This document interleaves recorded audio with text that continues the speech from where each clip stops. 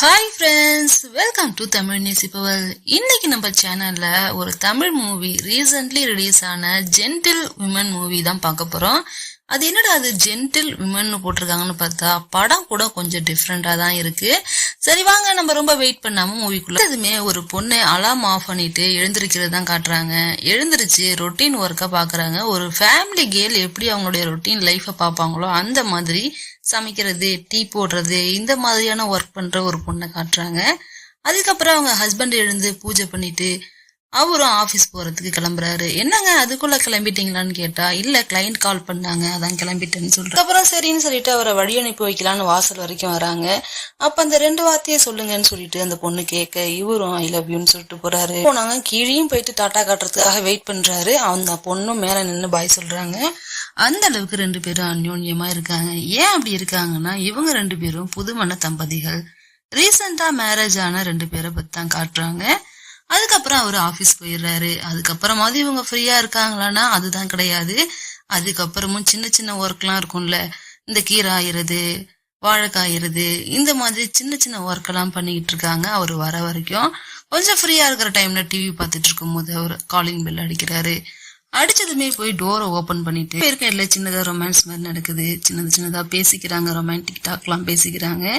பேசி முடிச்சதுக்கு அப்புறம் மறுபடியும் அவங்களுடைய ரொட்டீன் லைஃப்க்கு போயிடுறாங்க.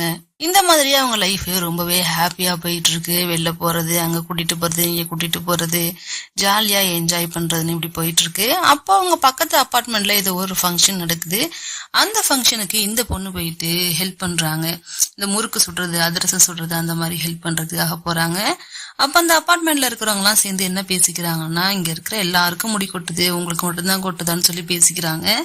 ஏன்னா மெட்ரோ வாட்டர் வந்ததுல இருந்து எல்லாருக்குமே ஹேர் ஃபால் ஆகுது, இன்க்ளூடிங் சின்ன சின்ன பசங்களுக்கு கூட ஹேர் ஃபால் ஆகுது. பரவாயில்ல, மேரேஜ் ஆனவங்க கூட பரவாயில்ல, ஆனா மேரேஜ் ஆகாத பசங்களுக்கும் கொட்டுது. எப்படிதான் பொண்ணு தேட போறாங்களோ தெரியலன்னு சொல்லி பேசிட்டு இருக்காங்க. அப்ப அந்த பொண்ணு கேக்குறாங்க, அப்ப அங்க இருக்கிற ஒரு பொண்ணு கேக்குறாங்க, சரி வீட்டுல ஒண்ணும் விசேஷம் இல்லையான்னு சொல்லி இந்த பொண்ணு கேக்குறாங்க. இந்த பொண்ணு பேரு பூர்ணி. என்ன பூர்ணி, வீட்டுல ஒண்ணும் விசேஷம் இல்லையான்னு சொல்லி கேட்கும். விசேஷமா என்னக்கான்னு சொல்லிட்டு கேக்குறாங்க. எல்லாருக்குமே தெரிஞ்ச விஷயம்தான், புது பொண்ணுங்களை விசேஷம் இல்லையான்னு கேட்டாலே குழந்தை இல்லையான்னு கேக்குறாங்கன்னு. பட் இந்த பொண்ணு தெரியாத மாதிரி முழிக்குது. இங்க இருக்கிறவங்க எல்லாருமே என்ன சொல்றாங்கன்னா, ஏன் இப்பயே மேரேஜ் பண்ணி உடனே குழந்தை பெத்தாகணுமா, கொஞ்சம் கேப் விடு, அதுக்கப்புறம் பெத்துக்கோ, இன்னொருத்தவங்க பெத்துக்காத, இந்த மாதிரி ஒருத்தவங்களுக்கும் ஒரு தாட்டு சொல்றாங்க. மாமி என்ன சொல்றாங்கன்னா, கம்முனே இருங்கடி, உங்களுக்கு என்ன தெரியும், வயசானதுக்கு அப்புறம் நம்மள பாத்துக்க ஒரு ஆள் வேணாமா, அதனாலயே நம்ம குழந்தை பெத்துக்கணுங்கிறாங்க. அதுக்கு இன்னொரு லேடி என்ன சொல்றாங்கன்னா, இது என்ன பிக்சட் டெபாசிட்டா, இன்னைக்கு பெத்து வச்சா நாளைக்கு நம்மள பாத்துப்பாங்கிற மாதிரி பிக்சட் டெபாசிட்ல போட்ட மாதிரி கதை சொல்லாதீங்க மாமி, அப்பெல்லாம் ஒரு கண்டிஷனும் கிடையாது, வந்தா பெத்துக்க போறோம், இல்லன்னா சும்மா இருக்க போறோம், முடிஞ்ச வரைக்கும் பெத்துக்காம இருக்கிறதா நல்லதுன்னு அங்க உள்ளவங்க எல்லாருமே பேசிக்கிறாங்க. ஏன்னா ஃபியூச்சர்ல அடிவாங்க வேணாங்கிற மாதிரி இப்படியே பேசிட்டு இருக்கும் போது பூர்ணி எல்லாத்தையும் காதல வாங்கிட்டு சரி சரின்னு தலையாட்டிக்கிறாங்க.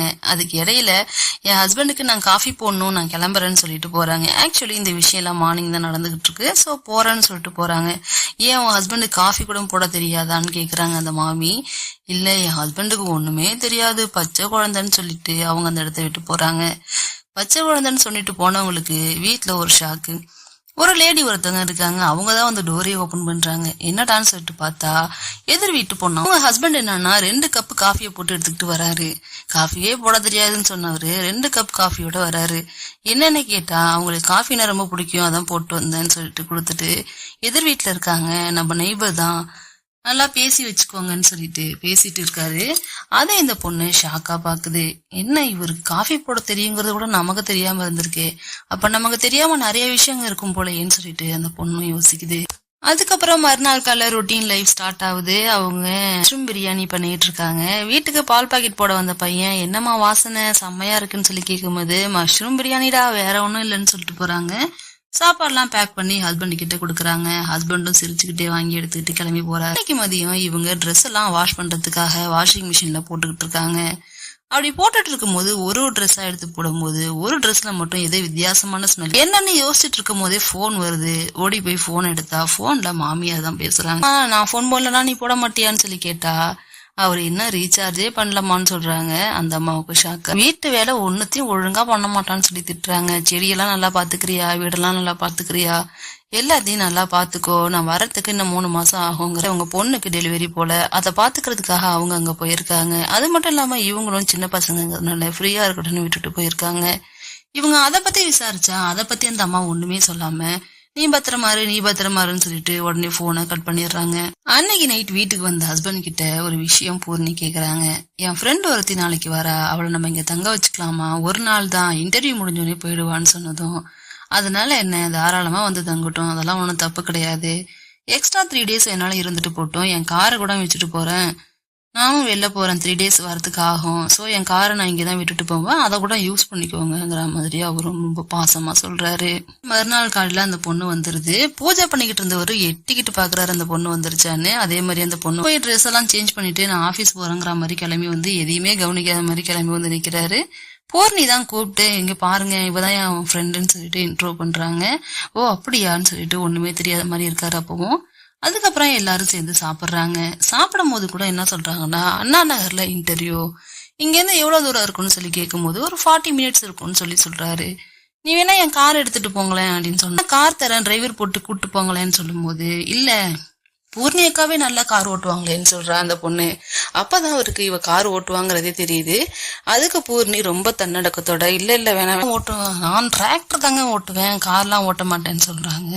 என்னது டிராக்டர் ஓட்டுவான், ஊர்ல டிராக்டர் ஓட்டிருக்கேன், பட் கார் ஓட்டுனது இல்லைன்னு சொன்னதும், அதெல்லாம் அக்கா நல்லா ஓட்டுவாங்கன்னு சொல்லி தங்கச்சியும் சொல்றா. ஆபீஸ் கிளம்பி வெளில போறாரு. அவங்க கூடயே பூர்ணியும் போறாங்க. ஏன் போறாங்கன்னா, அவங்க ஒரு பூஜை அங்க அரேஞ்ச் பண்ணிருப்பாங்க. சோ அந்த பூஜைக்கு டைமுக்கு போகணும்னு சொல்லிட்டு இவரு கூடிய கார்ல போலான்னு கார்ல போய் உட்காந்தா, திடீர்னு ஐயோ நான் போனை மறந்துட்டேனே அப்படின்னு சொல்லிட்டு போனை தேடுறாரு. இருங்க நான் வெளியே நானே போய்க்கிறேன், நீங்க ஒண்ணு கொண்டு வந்து விட வேணாம், நீங்க இவ்வளவு லேட் பண்றீங்க, உங்க கூட வர முடியாதுன்னு சொல்லிட்டு நான் தனியா போறேன்னு அந்த பொண்ணு இறங்கி போயிடுது. அதுக்கப்புறம் இவரு மேல போய் போனை தேடலான்னு போறாரு. மேல அந்த பொண்ணுகிட்ட ஏதோ தப்பா நடக்க போறாங்க மட்டும் நல்லா தெரியுது. போயிட்டு என் போனை வச்சுட்டேன், எங்கன்னு தெரியல, கொஞ்சம் தேடன்னு சொல்லிட்டு போய் சோஃபால உட்காந்துக்கிறாரு. அந்த பொண்ணும் தேடுன்னு தேடிட்டு அந்த பொண்ணோட போனை எடுத்து, நம்பர் சொல்லுங்க அம்மா நான் போடுறேன்னு சொல்லிட்டு போனை போடுது. போட்டா அது டேபிள் கீழே தான் இருக்கு. அந்த போனை எடுத்து கையில கொடுத்தா, கொஞ்சம் ஹாட் வாட்டர் போட்டு கூட, எனக்கு ஹாட் வாட்டர் வேணும்னு கேக்குறாரு. சரின்னு சொல்லிட்டு அந்த பொண்ணு ஹாட் வாட்டர் போடுறதுக்காக போயிருக்கு. போன பொண்ணுகிட்ட இவர் சும்மா இல்லாம பின்னாடியே போறாரு. கொஞ்சம் கொஞ்சமா போன மாதிரி பொறுமையா நகர்ந்து போறாரு. போயிட்டு கிட்ட இப்படி ஏதோ பண்ணலான்னு வரும்போது இவ போட்டு வச்சிருந்த வெந்நீரோட அவர் மூஞ்சில அடிச்சிடுறா. இவரும் பின்னாடி போனவர் தலையில பயங்கரமா அடிபட்டு மல்லாக்க விழுந்து கிடக்காரு. இப்ப மூச்சு பேச்சே இல்லாம அப்படியே கிடக்காரு. அந்த நேரம் பூர்ணி கோயிலுக்கு போனவங்க ரிட்டர்னும் வந்துட்டாங்க. வந்து பார்த்தவங்க, என்னடா இது கார் பார்க்கிங்லயும் இல்லாம வெளியும் போகாம இங்கேயே நிக்குது, போன் எடுக்க இவ்வளவு நேரமான்னு சொல்லிட்டு மேல கடகடன்னு வந்து பாக்குறாங்க. வந்து பார்த்துட்டு என்னங்கன்னு சொல்லிட்டு கூட்டு பாக்குறாங்க. கூட்டு பார்த்தா ஒரு மூச்சு பேச்சே இல்லாம கிடக்காரு. அந்த பொண்ணும், நான் இல்லக்கா, எனக்கு எதுவும் தெரியாதுக்கா, நான் வேணுங்கனே பண்ணலக்கான்னு சொல்லிட்டு அந்த பொண்ணுன்னு சொல்லிட்டு அழுகுது. என்னமா சொல்றேன்னு சொல்லிட்டு மறுபடியும் எழுப்பி பாக்குறாங்க. அவர் எழுந்திருக்கவே இல்லை. அவருடைய பேட் டைமா இவங்களுடைய குட் டைமான்னு தெரியல. அவரு போனுக்கு ஒரு போன் வருது. எங்க இருந்து வருதுன்னு பார்த்தா ஆனான்னு சொல்லிட்டு ஒரு பேர்ல இருந்து வருது. சரி எடுத்து அட்டன் பண்ணி பாப்போமே, இவங்க எடுத்து அட்டன் பண்ணி பார்த்தா, ஹே டார்லிங் எங்க இருக்கீங்க, சீக்கிரம் வாங்க, நான் வேற எதுக்கு போகணும், ஏர்போர்ட்டுக்கு போகணும், அதுக்கு முன்னாடி எனக்கு பீரியட்ஸ் வந்துடும், பேட் வாங்கிட்டு வான்னு சொல்லிட்டு ரொம்பவே உரிமையா அவங்க ஆளு பேசுறாங்க. அதை பார்த்த பூர்ணிக்கு ஒண்ணுமே சொல்ல முடியல. ஒண்ணுமே பேசாம போனை கட் பண்ணிட்டு இவருடைய பிங்கர் பிரிண்ட்டை வச்சு போனை ஓபன் பண்ணி பார்த்தா விஷயங்கள்லாம் அதுல இருக்கு. ஆனாங்கிற பொண்ணும் இவரும் சேர்ந்து எடுத்த நிறைய போட்டோஸ், பர்சனல் போட்டோஸ் எல்லாம் அவ்வளோ இருக்கு. அதை பார்க்க பூர்ணி கண்ணே செவக்குது. அந்த மாதிரியான விஷயங்கள்லாம் இருக்கு. இன்னும் ஒரு சில வாட்ஸ்அப் ஆடியோஸ் எல்லாம் கேட்டு பார்த்தா ரொம்பவே பயங்கரமா இருக்கு. அதை கேட்க இவங்களுக்கு ஆத்திரம் பயங்கரமா வருது.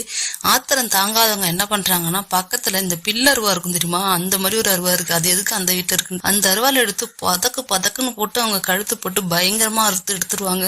ரத்தம் பீச்சுக்கிட்டு அடிக்கும். அந்த மாதிரியான ஒரு அடி. ஒரு கழுத்தை போட்டு அறுத்ததுல ரத்தம் பயங்கரமா பீச்சுக்கிட்டு அடிக்கும். ஒரு செகண்ட் என்ன பண்ணாங்கன்னு அவங்களுக்கே தெரியல, அந்த மாதிரி பண்ணிடுவாங்க. எனக்கும் பயங்கரமா பயம் வந்துரும். ஐயோ, ஒரு கொலைய நேர்ல பார்த்தா எப்படி இருக்கும், அந்த பொண்ணு அரண்டு போய் உட்காந்துருக்கும். அப்படியே என்ன பண்றதுன்னு தெரியாம ரொம்ப நேரம் உட்காந்துருப்பாங்க.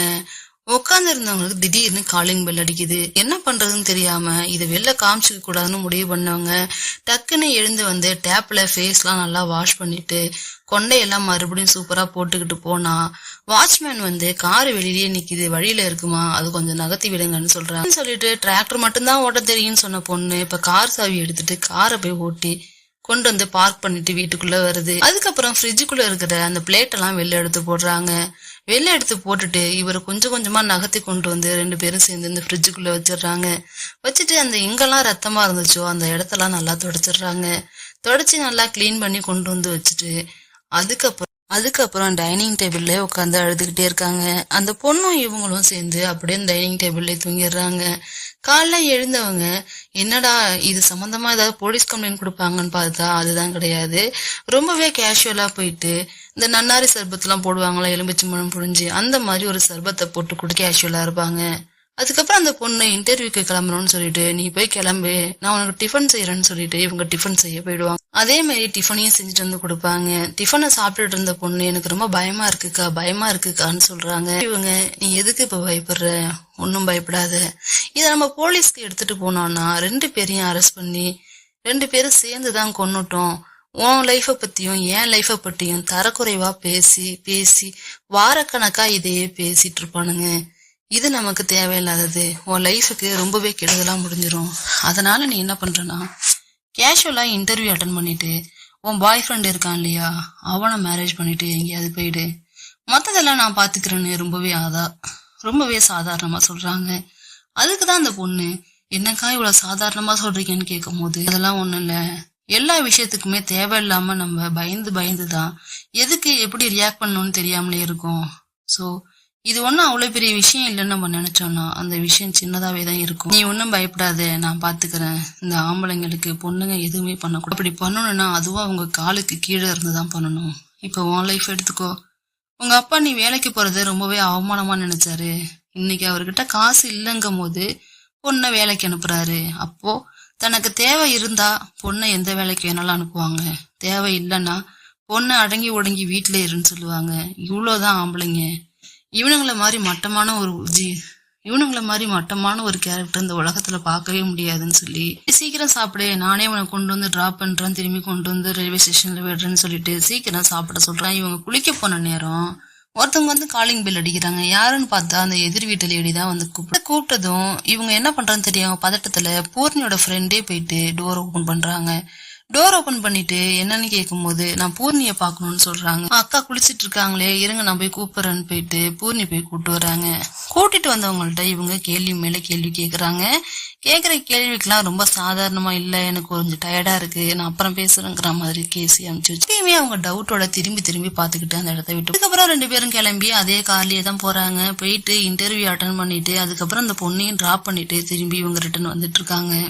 வந்து குளிச்சுட்டு துண்டை காய போட்டா அந்த பக்கத்து வீட்டுல இருக்கிற மாமி என்னம்மா ஏன் ரொம்ப சோகமா இருக்க, உன்னை வெளியே காணுமே, என்னாச்சு, உன் வீட்டுக்காரு எங்க, ஏன் வெளியே போறது இல்லையா, காரு இங்கேயே நிக்குதுன்னு சொல்லிட்டு அவங்கள சுத்தி நடக்கிற எல்லா விஷயத்தையும் ஒரே செகண்ட்ல கேக்குறாங்க. அதுக்கு எல்லாத்துக்கும் இவங்க என்ன பதில் சொல்றாங்கன்னா வீட்டுக்காரு வெளில போயிருக்காரு, வர 3 days ஆகும், அதனாலதான் நான் எங்கேயும் வெளில போலன்னு சொல்லிட்டு ஒரே வார்த்தையில முடிச்சிடுறாங்க. அப்புறம் கோயிலுக்கு போகணும்னு சொன்னவன் என்னாச்சுன்னு கேட்கும் போது எனக்கு பீரியட்ஸ் என்னால வர முடியாதுன்னு அதையும் சொல்லி முடிச்சிடுறாங்க. மறுபடியும் காலிங் பெல் அடிக்கிற சவுண்டு கேக்குது. யாரான்னு சொல்லிட்டு போய் பார்த்தா ஒரு அழகான பொண்ணு ஒண்ணு வந்து நிக்குது. அந்த பொண்ணு வந்து நின்னோன்னு இவங்க எங்கேயோ பார்த்த மாதிரி இருக்குன்னு பாக்குறாங்க. அவங்களுக்கு எங்கேயும் பார்த்த மாதிரி இல்ல. ஆக்சுவலி அன்னைக்கு வாஷிங் மிஷின்ல போட ட்ரெஸ் எடுக்கும் போது ஒரு ஸ்மெல்லு வரும், அதே ஸ்மெல்லு இந்த பொண்ணு மேலேயும் வரும். ஓ அந்த ஸ்மெல்லு தானா இது அப்படின்னு சொல்லிட்டு ஐ எம் ஆனான்னு உடனே உங்களுக்கு டென்ஷன் ஆயிடுது. ஏன்னா அந்த போன்ல அவங்க அட்டன் பண்ண கால் கூட ஆனான்னு தான் போட்டிருந்துச்சு, அதே வாய்ஸ். அரவிந்த பாக்கணும்னு சொன்னாலே சரி வாங்கன்னு சொல்லி உள்ள கூப்பிட்டு உட்கார வைக்கிறாங்க. என்ன விஷயம் ஏது என்னன்னு கேட்கறதுக்கு முன்னாடி தண்ணி கொடுக்கணுமேனு போய் தண்ணி எடுத்துட்டு வர கிளாஸ் எடுத்தவங்க கிளாஸ வச்சுட்டு இவங்க 2 பேரும் குடிக்கிறதுக்கு டீ கிளாஸ் வச்சிருப்பாங்க. அவங்க 2 பேர் போட்டோவும் போட்டது அந்த கிளாஸ் எடுத்து அதுல தண்ணி எடுத்துட்டு வராங்க. தண்ணியை குடிச்சிட்டு அதுக்கப்புறம் என்ன ஏதுன்னு கேட்கும் போது இல்ல அரவிந்த காணோம், நான் போன் பண்ணி பாக்குறேன் காணோம், அதான் வீட்டுக்கு வந்து கேட்டு போலான்னு வந்தேன்னு சொல்லி அந்த ஆனாங்கிற பொண்ணு அப்படியா, ஆமா அவரு வெளில போயிருக்காரு, என்கிட்ட சொல்லிட்டு தானே போனாரு அப்படிங்கும் போது இல்ல என்கிட்டயும் சொல்லிட்டு தான் போனாருன்னு ஆனா சொல்றாங்க. இவங்களுக்கு இன்னும் பிபி ஏறுது, ஆல்ரெடி அவங்க மேல டென்ஷனா இருக்காங்க. இப்படியே பேசிட்டு இருக்கும் போது என்ன விஷயமா வந்தீங்கன்னு கேட்கும் போது லைஃப் இன்சூரன்ஸ் ரினிவல் பண்ணணும், அதுக்காக தான் நான் அவர்கிட்ட பேசியிருந்தேன், இன்னைக்கு வரேன்னு சொன்னாரு, வரவே இல்லை, கால் பண்றேன் காலும் எடுக்கல, அதான் நேர்ல வந்து பாத்துட்டு போலான்னு வந்தேன்னு சொல்லும் போது அப்படியா என் புருஷனுக்கு தான் வேணுமான்னு பல்ல கடிச்சிட்டு கேக்குறாங்க. இல்ல புரியல என்ன சொன்னீங்க அப்படின்னு கேட்கும் போது இல்ல என் புருஷனே தான் அதை வந்து அட்டன் பண்ணுமா, வேற யாரும் அந்த ஆபீஸ்ல இல்லையான்னு கேட்டாங்க. பூர்ணி தான் கொஞ்சம் கோவமா பேசுதுன்னு பார்த்தா அந்த ஆனா அதுக்கு மேல பேசுது. இவங்கதான் என் புருஷன் தான் வேணுமான்னு கேட்டா அதுக்கு அந்த பொண்ணு ரொம்ப நக்கலா பதில் சொன்னுச்சு. இப்ப என்ன சொல்லுதுன்னா, அரவிந்த் வந்தா சொல்லுங்க, அவனுக்காக நான் எவ்வளவு நாள் வேணாலும் வெயிட் பண்ணுவேன்னு ரெண்டு பேருமே டபுள் மீனிங்ல பேசிக்கிறாங்க. பேசிட்டு அந்த இடத்த விட்டு சரி நான் கிளம்புறேன்னு சொல்லிட்டு அவங்க கிளம்பி போயிடுறாங்க. போனதுக்கு அப்புறம் எங்க போறாங்கன்னு பார்த்தா அவரு ஒர்க் பண்ற இடம் என்னன்னா எல்ஐசிங்கிற ஆபீஸ்ல தான் ஒர்க் பண்றாரு. சோ அங்க போயிட்டு விசாரிக்கலாம்னு போய் அவன் ஃப்ரெண்டு கிட்ட கேட்டா அவன் தான் 3 days உன் கூட வரேன்னு சொன்னானே, இப்ப என்கிட்ட வந்து விசாரிச்சுட்டு இருக்க அப்படின்னு கேட்கும் போது, உனக்கு நான் எத்தனை தடவை கால் பண்ண, நீ ஏன் கால் எடுக்கலன்னு கேக்குறா. என்னமா பண்றது, அரவிந்த் ஒய்ஃப் மாதிரி என் ஒய்ஃப் ஒன்னும் அப்புறாணி கிடையாது, அதனால எந்த போன் வந்தாலும் அவ செக் பண்ணுவா, நீ எனக்கு கால் பண்ணுன்னு தெரிச்சுன்னா அவ்வளவுதான்னு சொல்லி அவரும் பயப்படுறாரு. அதுக்கப்புறம் என்ன பண்றதே தெரியாம இவங்க என்ன பண்றாங்கன்னா அரவிந்த் வீட்டு முன்னாடியே வெயிட் பண்றாங்க. அப்படியே அவங்க எடுத்த போட்டோஸ் எல்லாம் பாக்குறாங்க. ரொம்பவே க்ளோஸா போட்டோஸ் எடுத்திருக்காங்க. அதை பார்த்து அவங்க ஃபீல் பண்ணி கண்ணு கலங்கிட்டே இருக்காங்க. அப்ப ஒரு டெலிவரி பாய் வந்து டெலிவரி பண்றாரு. பூர்ணி தான் வந்துட்டு அந்த பேக்கேஜை வாங்கிட்டு போறாங்க. வாங்கும் போது கூட பூர்ணி ஆனாவை கவனிக்கிறாங்க. மேல போனவங்க அரவிந்த் போன்ல இருந்து இவங்களுக்கு போன் பண்றாங்க. எடுத்து அரவிந்த் அரவிந்த் அரவிந்த்னு கத்துறாங்க. அரவிந்த்லாம் இல்ல, நான் தான் என்ன அப்போ அப்படின்னு சொல்லிட்டு பூர்ணி பேசுறாங்க. ரொம்ப நேரம் வெயிட் பண்ணாதீங்க, எதுக்கு இங்கே வெயிட் பண்ணிட்டு இருக்கீங்கன்னு கேட்கும் போது, இல்ல டயர் பஞ்சர் ஆயிடுச்சு, அதுக்காக தான் மெக்கானிக் வர சொல்லியிருக்கேன், அது வரைக்கும் இங்க வெயிட் பண்ணிட்டு இருக்கேன், வேற ஒண்ணும் இல்லைன்னு சொல்லி சமாளிக்கிறாங்க. ஆனாலும் பூர்ணி என்ன சொல்றாங்கன்னா, வெயிட் பண்ணி உங்க டைமையும் உங்க லைஃபையும் வேஸ்ட் பண்ணாதீங்க, அரவிந்த் வரவே வரமாட்டாருன்னு சொல்றாங்க. இவங்க கடுப்பு மேல போனை கட் பண்ணிடுறாங்க. அப்பதான் ஒரு பிளாஷ்பேக். இவங்க போனை கட் பண்றதுக்கு முன்னாடி என்ன சொல்லுவாங்கன்னா, அரவிந்தை விட நான் பார்பிக்கு நல்லா பண்ணுவேன், வேணா பண்ணி தரட்டுமான்னு சொல்லி குத்தலா கேக்குறாங்க.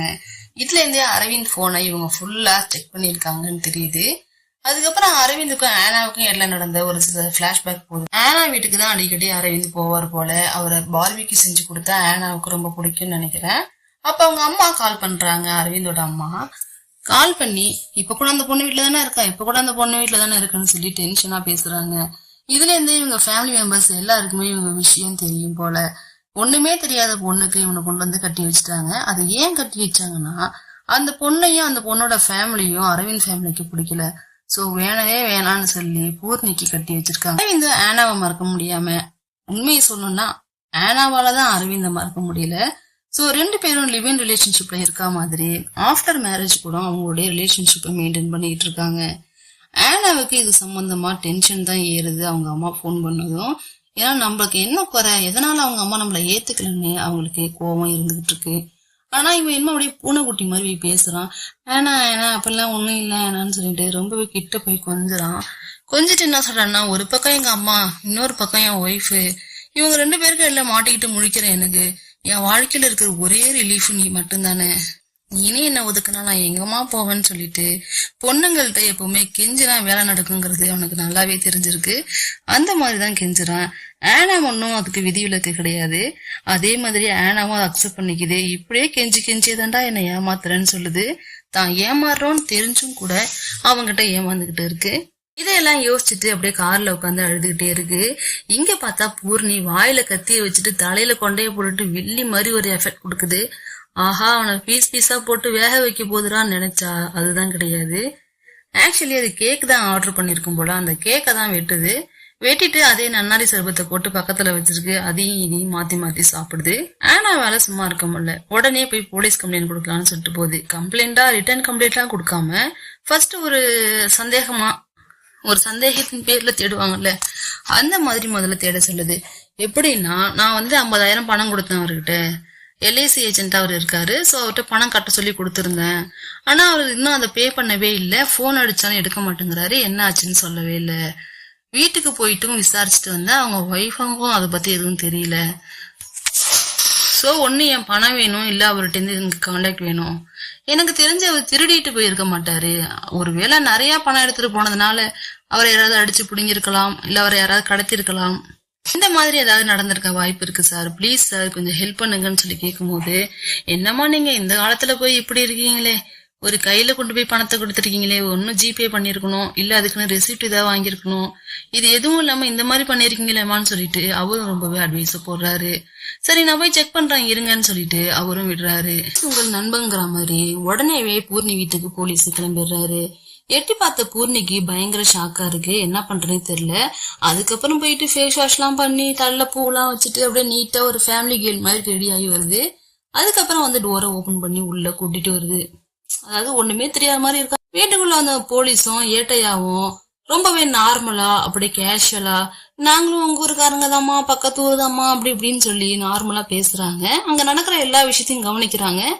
ஓ அப்ப நார்மலா தான் இருக்கு எல்லாங்கிற மாதிரி யோசிச்சுட்டு இவங்க பேசிட்டு இருக்கும் போது கொஞ்சம் ஐஸ் டியூப் மட்டும் போட்டு எடுத்துட்டோமான்னு போலீஸ் கையில கிளாஸ கொடுக்கறாரு.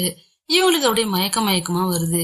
என்னமான்னு கேட்கும் போது எனக்கு லோ பிபி சார், வேற ஒன்னும் இல்லைன்னு. சரிம்மா நீ ஒன்னும் ஒரி பண்ணிக்காதுன்னு சொல்லி கிளாஸ் அங்கேயே வச்சுட்டு இவங்க 2 பேரும் வெளில கிளம்பிடுறாங்க.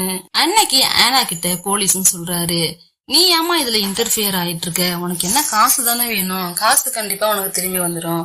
அவங்க ஒய்ஃப் கிட்ட போய் பேசி பார்த்தா 3 நாள் அவர் வெளில போயிருக்காரு, வரதுக்கு லேட் ஆகும்னு சொல்றாங்க.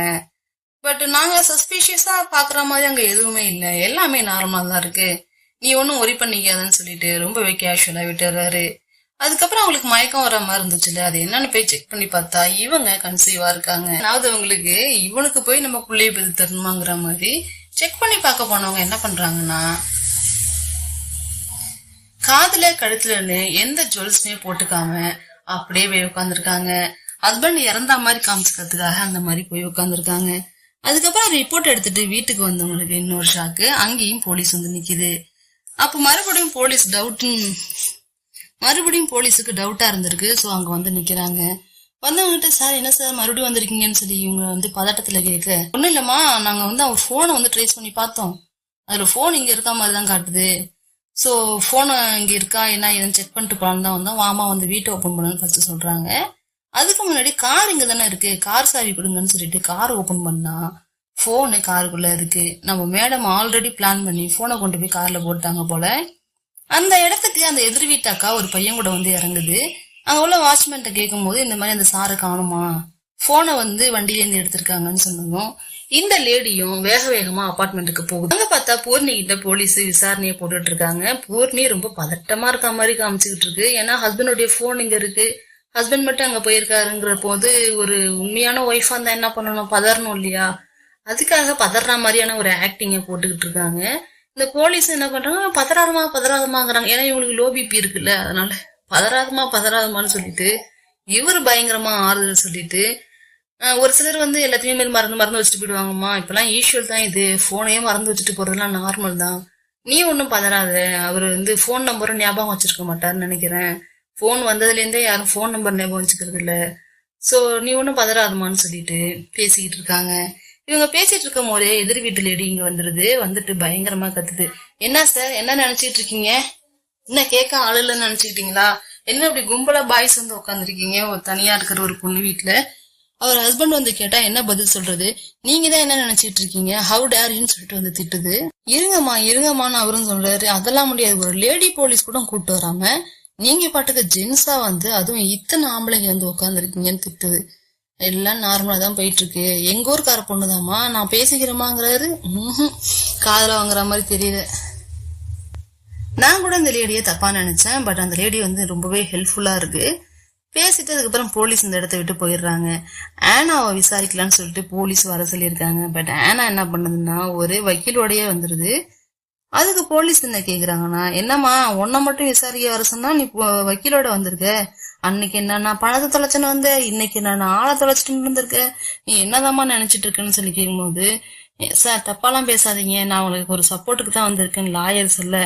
சார் கம்மனு இருங்க சார், அவங்க எப்படிப்பட்ட ஆளுன்னு தெரியுமா, இன்னொருத்தவங்க ஹஸ்பண்ட் கூட இருக்காங்க, ரொம்ப அசிங்கமான போட்டோவா இருக்கு, அந்த போட்டோ எல்லாம் வெளில போச்சுன்னா வெளியே தலை காட்ட முடியாது, அந்த மாதிரி இருக்காங்க, இதுலயே நான் சந்தேகப்பட்டு இவங்கதான் கொண்டு இருப்பாங்களோன்னு சொல்லி என்னால விசாரிக்க முடியும், நான் விசாரிக்கவா சார்னு கேட்க, நீங்க என்ன வேணாலும் நினைச்சிட்டு போங்க, நாங்க 2 பேரும் லவ்வர்ஸ் அவ்வளவுதான், அது உங்களுக்கு சொன்னா புரியாதுன்னு சொன்னா, என்னமா புரியாது, கள்ளத்தடப்புல இருக்க, இது கூட எனக்கு புரியாதான்னு சொல்லி மறுபடியும் கேவலமா பேசுறாரு.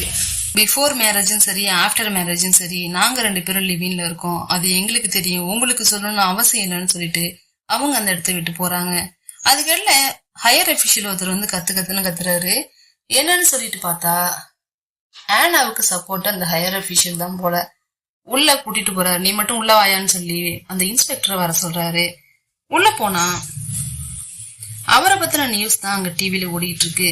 ஒரு பொண்ணு கிட்ட தப்பா நடந்துகிட்டாரு அப்படின்னு சொல்லி அந்த ஹையர் அபிஷியல் பத்தின நியூஸ். அந்த நியூஸ் ஆஃப் பண்ணிட்டு இவங்க 2 பேரும் பேசிக்கிறாங்க.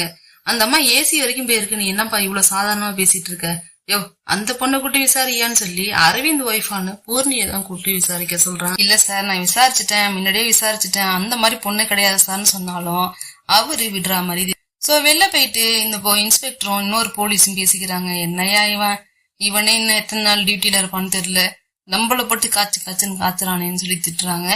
அதுக்கப்புறம் பூர்ணியையும் வர சொல்றாங்க. பூர்ணிய வர சொன்னா வந்து ரொம்ப நேரமா வெயிட் பண்றாங்க. அந்த ஹையர் அபிஷியல் என்னானே கண்டுக்கவே இல்லை. இந்த இன்ஸ்பெக்டரும் உள்ள போயிட்டு, சார் பாவம் சார், புள்ளத்தாச்சி பொண்ணு ஏதாவது மயங்கி ஏங்கி வந்துச்சுன்னா நம்ம மேலதான் கம்ப்ளைண்ட் வரும்னு சொன்னா, நீ என்னயா எப்ப பார்த்தாலும் அந்த பொண்ணுக்கே சப்போர்ட் பண்ணிட்டு இருக்க, ஓவர் சப்போர்ட்டா இருக்கேன்னு சொல்லி இவரை போட்டு திட்டுறாங்க. அதுக்கப்புறம் பூர்ணியை கூப்பிட்டு விசாரிக்கிறாங்க. நான் ரொம்ப பொறுமையா பேசிட்டு இருக்கேமா, அதனால நீனும் என்ன ரொம்ப சாதாரணமா நினைக்காத, என்ன சொல்ல வரையோ எல்லாத்தையும் இப்பயே சொல்லு, உன் ஹஸ்பண்ட பத்தி உனக்கு என்ன தெரியும், அவன் எங்க போய் என்ன ரொம்ப டைம் எடுத்துக்க வைக்காத சொல்லுன்னு சொல்லி கேட்கும் போது, அவரு வேலைக்கு போறான்னு சொல்லிட்டு தான் போனாரு. வேலைக்கு போயிருக்கவரு வந்துருவாரு, அப்படி வந்தாருன்னா நான் உங்ககிட்ட சொல்றேன். மத்தபடி அவர் ஓடி போயிருப்பாருனோ இல்ல ஒரு பொண்ணோ கூட ஓடி போயிட்டாருனோ அந்த மாதிரிலாம் நீங்க தப்பா பேசுறது நான் அலோவ் பண்ண மாட்டேன். ஏன்னா என் ஹஸ்பண்ட பத்தி எனக்கு நல்லாவே தெரியும். நீங்க சொல்லி நான் ஒண்ணும் கேட்க வேணாங்கிற மாதிரி இவங்க ரொம்ப போல்டா பேசுறாங்க. அவங்கள பார்த்தா யாரா இருந்தாலும் நம்பிடுவாங்க, அந்த மாதிரி பேசுறாங்க. ஏம்மா ஒரு பொண்ணு கூட உன் ஹஸ்பண்ட் வந்து அஃபர்ல இருக்கான்னு தெரிஞ்சும் கூட இவ்வளவு இதா பேசுறீன்னு கேட்டா, நீங்க சொல்றீங்க அந்த பொண்ணு சொல்லுது, போன் சொல்லுது. என் ஹஸ்பண்ட் என்ன சொல்லலையே, அவரு வாயால ஆமா நான் இன்னொரு பொண்ணு கூட ரிலேஷன்ஷிப்ல இருக்கேன்னு அவர் சொல்லலையே, அப்புறம் நான் எதுக்கு சார் அதை நம்பணும்? நான் நம்ப மாட்டேன், எனக்கு இதுக்கு இந்த சம்மந்தமும் கிடையாது, வேற ஏதாவதுனா கூட்டு அனுப்புங்க வரேன்னு சொல்லிட்டு ரொம்பவே கேஷுவலா வெளில வந்துடுது. வெளில அந்த போலீஸ் என்ன பேசிக்கிறாங்கன்னா, அந்த இன்ஸ்பெக்டரும் கூட இருக்கிற கான்ஸ்டபிளும், சார் நீங்க ரொம்ப அந்த பொண்ணை நம்பாதீங்க, ஏன்னா நான் பார்த்த நிறைய கேஸ்ல சஸ்பெக்ட் இந்த மாதிரிதான் ரொம்ப அப்பாவியா இருப்பாங்க, சோ அதை பார்த்து நீங்க நம்பாதீங்கன்னு பேசிட்டு இருக்கும் போதே பூர்ணி வந்துடுறாங்க. சரிம்மா நான் பாத்துக்கிறேன் நீ போன்னு சொல்லி அவரு அனுப்பிச்சு வச்சிடறாரு. இங்க பார்த்தா ஆனாவோட ஃப்ரெண்டும் ஒரு ஃபாதரை கூட்டு போயிட்டு ஒரு கல்லறையில ஜெபம் பண்ணிட்டு இருக்காங்க. என்னன்னு பார்த்தா ஆனாவுடைய அம்மாவுடைய கல்லறை தான் போல. அது முடிச்சதுக்கு அப்புறம் ஃபாதர் என்ன சொல்றாருன்னா, உங்க அம்மா அப்பா இப்ப இல்ல, நீயும் தனியா இருக்க, ஒரு பொண்ணு இந்த உலகத்துல தனியா வாழ முடியாது, அதனால நான் சொல்றதை கேளுமா, நீ மேரேஜ் பண்ணிக்கன்னு சொல்லிட்டு ரொம்பவே அன்பா பேசிட்டு போறாரு. அதுக்கப்புறம் அவ ஃப்ரெண்டும் என்ன சொல்றான்னா, ஃபாதர் சொன்னதை தாண்டி நானும் சொல்றேன், இந்த மாதிரிலாம் ஒருத்தவங்க கூட ரிலேஷன்ஷிப்ல கடைசி வரைக்கும் இருக்க முடியாது, அது ரொம்ப டேஞ்சரஸ், உனக்குன்னு ஒரு வாழ்க்கையை ஏற்படுத்திக்கிட்டு ஒரு குடும்பத்தை அமைச்சுக்கிட்டு வாழ்றதுதான் நல்லதுன்னு சொல்றாங்க. அதுக்கு ஆனா என்ன சொல்றதுன்னா, அரவிந்த ரொம்ப லவ் பண்ணிருக்கும் போல, அதனால விட மாட்டேங்குது, என்னால இதை விட முடியாது, நான் ஏன் அவனை விடணும், நாங்க 2 பேரும் அவளோட ட்ரூவா லவ் பண்ணோம், உண்மையா இருந்தோம், ஆனா எங்க லவ்வை எங்க வீட்டுல ஏத்துக்கல, அவனும் என்னடி அவன் என்னடி பண்ணுவான் பாவம், அவன் வந்து அவங்க அம்மா பக்கமும் நிக்க முடியாம என் பக்கமும் நிக்க முடியாம இப்ப புதுசா மேரேஜ் ஆன பொண்ணு பக்கமும் நிக்க முடியாம கஷ்டப்படுறான்டி, அவன் ரொம்ப பாவண்டின்னு சொல்லிட்டு அரவிந்துக்கு சப்போர்ட் பண்ணி ஆனா பேசுறா. அவ ஃப்ரெண்டு எவ்வளவோ சொல்லி பாக்குறா, அதெல்லாம் ஆனா காதுல வாங்குற மாதிரி தெரியல. அதுக்கப்புறம் ஆனாவுக்கு ஒரு கால் வருது. அட்டன் பண்ணி பார்த்தா அந்த ஹையர் அபிஷியல் தான் கால் பண்ணிருக்கான். கால் பண்ணி அவனுக்கு இருக்கிற டவுட்ட சொல்றான். எனக்கு என்னமோ அவன் ஒய்ஃப் மேலதான் டவுட்டா இருக்கு, அவளுக்கு ஏதோ தெரியும், அந்த பொம்பளைன்னு மரியாதை இல்லாம தான் பேசுறாரு, அந்த பொம்பளைக்கு ஏதோ ஒண்ணு தெரியுது, அது மட்டும் எனக்கு தெரியுது, ஆனா அது அவ நம்ம கிட்ட சொல்ல மாட்டேங்கிறா, அவ வாயை திறந்தாதான் அரவிந்த் எங்க இருக்காங்கிற விஷயம் நமக்கு தெரியும், சோ அவளதான் நம்ம விசாரிக்கணும்னு சொல்றாரு. அதுக்கப்புறம் ஆனா என்ன சொல்றாங்கன்னா, அப்படியா சார் சொல்றீங்க, எனக்கு பயமா இருக்கு நீங்க சொல்றதெல்லாம் கேட்டோன்னு. இன்னொன்னு அந்த ஹையர் அபிஷியல் அடுத்த வேலையை பாக்குறான். ஆல்ரெடி ஒரு பொம்பளை கேஸ்ல தான் மாட்டிருக்கான், இப்ப இந்த பொண்ணுகிட்டையும் தப்பா பிஹேவ் பண்ண ட்ரை பண்றான். நீங்க எங்க இருக்கீங்க, எங்க குடியிருக்கீங்க சொல்லுங்க, நான் அங்க வரேங்கிறான். இல்ல சார் நான் நீலாங்கரையில இருக்கேன்னு சொன்ன. நீலாங்கரையா, நானும் நீலாங்கரையில தான் இருக்கேன், இவ்வளவு நாள் நான் வாக்கிங் ஜாகிங் எல்லாம் போவேன், நீ உங்களை பார்க்கவே இல்லையேன்னு சொன்னதும் சரின்னு சொல்லிட்டு வேற வழியே இல்லாம ஆனா பூர்ணிய பாக்குறதுக்காக அவங்க வீட்டுக்கே போறா. நேற்று போனதும் பூர்ணி ஒண்ணுமே தெரியாம டோரை ஓபன் பண்றாங்க. இருந்தாலும் பரவாயில்ல உள்ள வா உட்காருன்னு சொல்லிட்டு உட்கார சொல்றாங்க. அப்ப ஆனா பேசுறதுக்கு முன்னாடி வாட்டர் குடுக்குறாங்க. அது குடிச்சிட்டு 2 பேரும் யாரு முதல்ல பேசுறதுன்னு தெரியாம அப்படியே சைலண்டா உட்காந்துருக்காங்க. சரின்னு சொல்லிட்டு வேற வழி இல்லாம ஆனா பேசலான்னு ட்ரை பண்ண போது அப்ப பூர்ணி பேசுறாங்க. சோ உங்களுக்கு அவரை ரொம்ப பிடிக்கும், அவள் தான் உங்களுக்கு வேணும், இப்ப அவரை தேடியே ஆகணும் அப்படித்தானே அப்படிங்கும் போது, ஆனா இல்ல, நான் சொல்றத கேளு, நான் சொல்றத கேளுங்கிறாங்க. என்ன சொன்னாலும் பூர்ணி காதல் வாங்குற மாதிரி தெரியல. எல்லாருக்கும் அடுத்தவங்க புருஷனை தான் ரொம்ப பிடிச்சிருக்கு, அது என்னன்னு தெரியல, அதுல அப்படி என்னதான் இருக்குன்னு தெரியலன்னு சொல்லும் போது ஆனா கோவப்படுறாங்க. நிறுத்து பூர்ணி, நான் சொல்றத கேளு, நான் என்ன சொல்ல வந்தனோ அதை சொல்றேன், அதை முதல்ல கேளுன்னு சொல்லிட்டு, நான் அவனை லவ் பண்ணதான், அது உண்மைதான். கல்யாணத்துக்கு முன்னாடியும் சரி இப்பவும் சரி அவங்க வீட்லயும் எங்க வீட்லயும் பேசலாம் ட்ரை பண்ணும் போது 2 பேருக்குமே ஒத்து வரல. இதனால நிறைய பிரச்சனை வந்துச்சு. அப்படி என்னதான் இவங்களுக்கு ப்ராப்ளம்னு எனக்கு தெரியல. நான் ஆசைப்பட்டதெல்லாம் ஒரு குடும்பம் தான், ஒரு சின்ன குடும்பம், அழகான குடும்பம், அது அரவிந்த் கூட சேர்ந்து. அதை எதுக்கு இவங்கெல்லாம் தடுக்கிறாங்க, இவங்களுக்கு எல்லாம் என்ன பிரச்சனைன்னு எனக்கு தெரியல பூர்ணி. அதுக்கப்புறம் தடுத்து நிறுத்தி தான் உனக்கு கல்யாணம் பண்ணி வச்சாங்க. அதுக்கப்புறமும் எங்களால பிரிஞ்சு இருக்க முடியல. அவரும் நானும் ரொம்பவே லவ் பண்றோம், இது ரொம்ப டீப்பான லவ். அரவிந்த் மாதிரி ஒரு கேரிங்கான பர்சனை நான் என் லைஃப்ல நான் பார்த்ததே கிடையாது.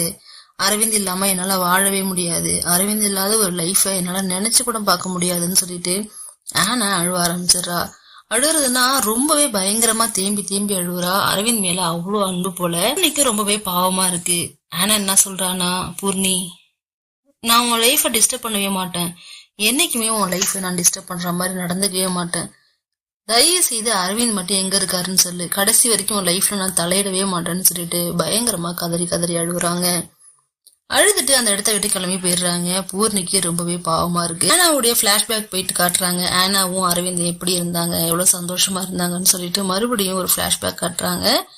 ஆனா வீட்டுல அழுதுகிட்டு இருக்காங்க. அன்னைக்கு அந்த ஹையர் அபிஷியல் வந்து ஆனாவை பார்க்க வந்திருக்காங்க. ஆனா சொன்ன மாதிரியே எல்லாருமே ஈஸியா நம்பிடுது. அதே மாதிரி ஈஸியா நம்பிட்டு இருக்கிறதுனாலதான் இந்த ஆபீசரையும் வீட்டுல உட்காந்து பேச விட்டு இருக்கு. ஆனா அவன் ஒரு மாதிரியா பாக்குறான், ஒரு மாதிரியா பேசுறான். கடைசியில தப்பா நடந்துக்கவும் பாக்குறான். 2 பேருக்கும் இடையில கைகலப்பு நடக்குது. அதோட அந்த சீன் முடிஞ்சிருது. இன்னைக்கு நைட் பார்த்தா பூர்ணி ஆனாவை மீட் பண்றதுக்காக வந்திருக்கா. ஏன்னா அவ அழுதுட்டு போனது அவ மனசுக்கு ரொம்பவே கஷ்டமா இருக்கு. அவ எப்படி இவங்க வீட்டுக்கு போயிட்டு தட்டு மாதிரி பேசினாலோ அதே மாதிரி பூர்ணியும் ரொம்பவே தட்டு மாதிரி பேசுறா. ஏன்னா அவ பண்ண கொலையை இப்ப ஒத்துக்கிறதுக்காக வந்திருக்கா. சோ எப்படி பேசுறதுன்னே தெரியல. ஒரு வழியா உன் குழந்தைக்கு அப்பாவான அரவிந்தை நான் கொன்னுட்டேன்னு சொல்லி முடிக்கிறா. அந்த நேரம் இருமல் வருது. சரி போய் தண்ணி எடுத்துட்டு வந்து கொடுக்கலான்னு சொல்லிட்டு ஃப்ரிட்ஜை ஓபன் பண்ணிட்டு திரும்பி வந்தா அந்த ஃப்ரிட்ஜுக்குள்ள இருந்து போலீஸ்காரன் கீழே விழுறான். இதுல இருந்து என்ன தெரியுதுன்னா அந்த போலீஸை கொலை பண்ணி அந்த ஃப்ரிட்ஜுக்குள்ள வச்சிருக்கா. இப்போ கொலை பண்ணி வச்சிருக்க விஷயம் தெரிஞ்சு இவளும் ஆல்ரெடி ஒரு கொலை பண்ணிருக்கா, அவளும் ஆல்ரெடி ஒரு கொலை பண்ணிருக்கா. 2 பேரும் கார்ல போய் உட்கார்றத காட்டுறாங்க. அப்படியே பேக்ரவுண்ட் வாய்ஸ் என்ன கொடுக்குறாங்கன்னா, இந்த உலகத்துல எல்லாருக்கும் 1008 பிரச்சனை இருக்கு, அதுவும் ஒரு பொண்ணுடைய லைஃப்ல எவ்வளவோ ப்ராப்ளம்ஸ் இருக்கு. ஒரு ஆணுடைய வெற்றிக்கு பின்னாடி ஒரு பொண்ணு இருப்பான்னு எல்லாரும் சொல்லுவாங்க. ஆனா கண்டிப்பா ஒரு ஆணுடைய அந்தரங்க விஷயத்துக்கு பின்னாடி கண்டிப்பா ஒரு பெண் இருப்பான்னு சொல்லி அப்படியே கதையை முடிக்கிறாங்க. கடைசியில அந்த போலீஸும் வராரு. ஸ்டார்டிங்ல இருந்தே பூர்ணியை நம்பிக்கிட்டே ஒரு போலீஸ் இருப்பாரு இல்லையா, அந்த போலீஸ் வராரு. எனக்கு ப்ரமோஷன் கிடைச்சிருக்குமா, நான் இந்த பக்கமா வந்தேன், அப்படி உன்னை பாத்துட்டு போறலான்னு வந்தேன்னு பூர்ணி வீட்டுக்கு வராரு. பேசிட்டு இருக்கும் போது என்ன சொல்றாருன்னா, இப்பயுமே பூர்ணிய நம்புறாரு. உன் ஹஸ்பண்டை நான் கண்டிப்பா கண்டுபிடிப்போமான்னு பேசுறாரு. உங்க விஷயமா கேஸ் நடத்திட்டு இருந்த அந்த ஹையர் அபிஷியலையும் காணும், அவன் ஒரு லேடி மேட்டர்ல மாட்டிக்கிட்டு தலைமறைவு ஆயிட்டாங்கிற மாதிரி பேசுறாங்க. ஏன்னா அவர் மாட்டியிருந்த விஷயத்துல அரசாயிடக்கூடாதுங்கிறதுக்காக அவர் தலைமறைவா இருக்க மாதிரிதான் இப்ப எல்லாருமே நினைச்சுக்கிட்டு இருக்காங்க. இவங்க 2 பேரும் இதை பேசிக்கிட்டு இருக்கும் போது அந்த இடத்துக்கு ஆனா உட்காடுறாங்க. கன்சீவா இருக்காங்க. அதை பார்த்த போலீஸுக்கு ஒண்ணுமே புரியல.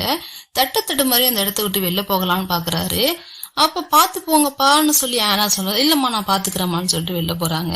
இவருக்கு ஒண்ணுமே புரியல. என்னடா அவ ஹஸ்பண்ட இவன் வச்சிருந்தா, இவ என்னன்னா இப்ப வீட்டுக்குள்ள உட்காந்துருக்கா, அதுவும் கன்சீவா உட்காந்துருக்காளேன்னு சொல்லிட்டு ஜீப் டிரைவருக்கு போன் பண்ணி எங்கயா போன ஜீப் எடுன்னு சொன்னா, அந்த இடத்துல நாய் ஒரு எலும்பு துண்டை போட்டு கவிக்கிட்டு இருக்கு. அந்த எலும்பு துண்டு கண்டிப்பா ஒரு மனுஷனோட தான். ஏன்னா அது தொடை எலும்பு நல்லா பார்த்தாலே தெரியுது, பெரிய எலும்பு வச்சு கடிச்சுக்கிட்டு இருக்கு. அதை போய் எடுக்கலாம்னு ட்ரை பண்ணும் போது அந்த நாய் போலீஸ கடிக்குது. அதோட இந்த படத்தை முடிச்சிடுறாங்க. இந்த படத்தை பத்தி நீங்க என்ன நினைக்கிறீங்கன்னு கமெண்ட் பண்ணுங்க. தன்னை ஒருத்தன் ஏமாத்திட்டான், அதுவும் தன்னுடைய கணவனே ஏமாத்திட்டான்னா கண்டிப்பா கொலை கூட பண்ணுவோன்டாங்கிறதையும் சொல்லியிருக்காங்க. இன்னொரு பக்கம் எனக்கு பிடிச்சவன் கூட நான் இருப்பேன், அதுவே எனக்கு பிடிக்காதவன் என்ன தொட்டானா அவனையும் கொல்லுவன்றாங்கிறதையும் சொல்லியிருக்காங்க. நீங்க இத பத்தி என்ன நினைக்கிறீங்கன்னு கமெண்ட் செக்ஷன்ல கமெண்ட் பண்ணுங்க.